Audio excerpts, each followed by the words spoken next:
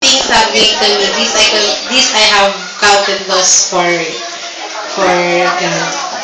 Philippians 3:7. John 13:35.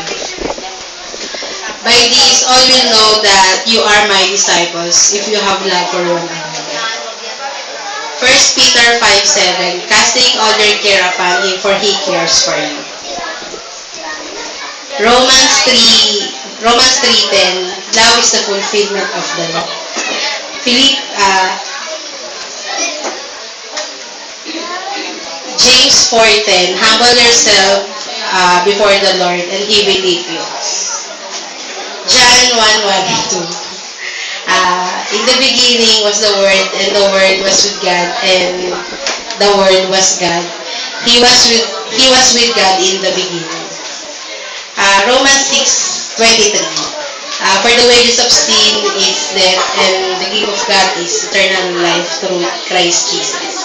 Ephesians 5:1-2. Be imitators of God and walk in love.